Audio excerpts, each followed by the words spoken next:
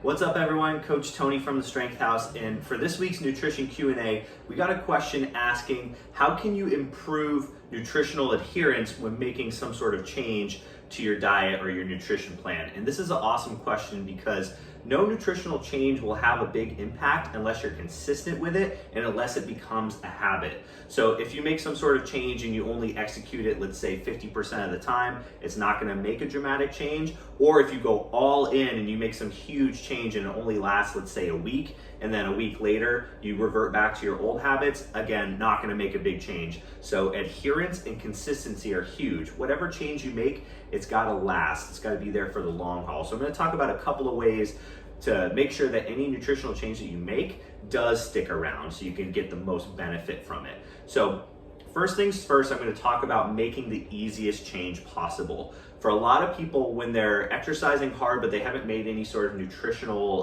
let's say they haven't paid attention to their nutrition at all, there's a lot of low-hanging fruit that they can work on and make small little changes that will make big impacts. So I'll use a personal example. One of the things I use with a lot of clients, first things first, is to work on hydration.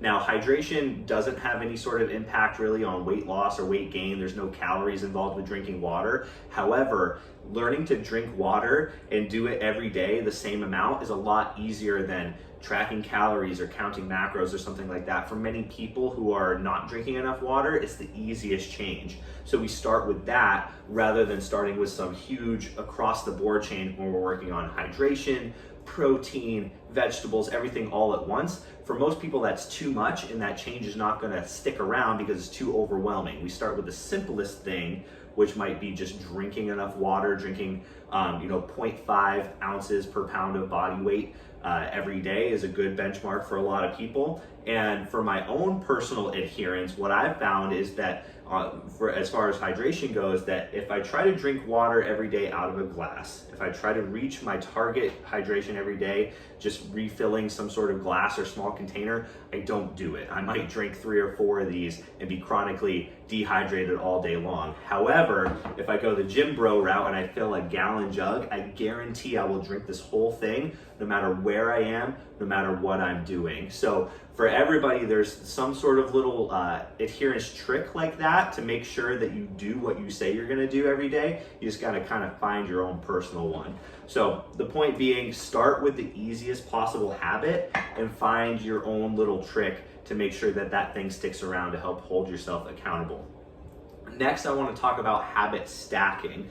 So habit stacking is a trick that was made popular from James Clear's book, Atomic Habits. And habit stacking means that when you try to build good habits, you use ones that kind of complement each other, ones that don't necessarily take too much mental energy because they're working together. And on the note of nutrition, and we were just talking about hydration, something as simple as making sure that you drink a full glass of water with every meal. Let's say that you're trying to be more mindful about what you're eating, to be more in tune to your hunger signals and your satiated signals. So maybe you're trying to eat a little slower, maybe you're trying to eat at home instead of on the run or at work. You can do that, but you can also stack the habit of drinking more water, where I'm gonna drink a full glass of water at every meal to help slow me down. I'm gonna take a bite of food, I'm gonna take a sip of water, and those two things together, 2 habits that serve each other, or stacking these habits on top of each other. So finding those stackable habits to help you create more adherence towards your nutrition goal. And then lastly, I think it's incredibly helpful to have some sort of visual guide to help hold yourself accountable. And one of my favorite methods, we learned this from Greg Nuckols of the Stronger by Science podcast, it's called the calendar method. So if you have some sort of desktop or wall calendar or something like that, I kind of made my own here because I don't have one, but you can see it's got 7 days of the week label on it, Monday through Sunday. And what you do is you take your big calendar and whatever habits you're trying to build, you put a letter for each of those habits on each day. So the examples here, I have pretty common ones that have W for water, making sure I'm drinking enough water every day. P for protein, making sure I'm eating protein at every meal. And then V for veggies. Let's say in this situation, I'm trying to eat 4 servings of vegetables a day. So I put those 3 letters on each day for the entire month. And what I do is each day that I successfully do that, I put a check mark next to that letter. So let's say day 1, Monday, I ace all of them. I get 3 check marks. Maybe Tuesday, I do the same thing. Maybe Wednesday, I fall off a little bit with the vegetables, so I get 2 check marks, but I don't get my 4 servings of vegetables. So I put an X next to that one instead of a check mark. And as you can see, you would kind of run through the whole week like that, so you have a visual representation of how well you're doing.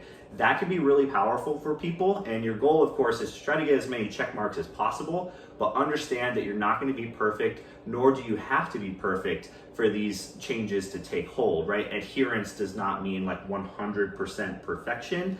Any sort of sustainable nutrition approach is going to have some wiggle room, and if you veer off the plan a little bit, it shouldn't totally derail your progress. So over the course of the week, we've got 7 days, and we've got 3 check marks per day. So that gives us 21 check marks to get each week that we're trying to get. So 3 things per day, 7 days, 21 check marks. Now, if we're being realistic, let's say we're aiming to get as close as possible to 21, but let's say anything over 14 is a pretty solid week. So, but the closer you get to 21 each week, the more you know you're going to be getting towards your goal. And also, once you're nailing check marks every single day and pretty much every week, you're hitting 18, 19, 20, maybe you even have some perfect weeks with 21 check marks, you know that those things have become a habit. They no longer take a bunch of mental energy to do. You don't even have to think about it. They no longer feel like a chore. They're just part of your lifestyle. So that calendar method is a really great way to have that visual representation of how well you're doing. All right? So choose the easiest habit, stack those habits on top of each other, ones that serve each other, and then use some sort of visual accountability system, such as the calendar method, to help keep you on track. All right, if you've got more nutrition questions, leave them in the comments. We'll get to them in a future video.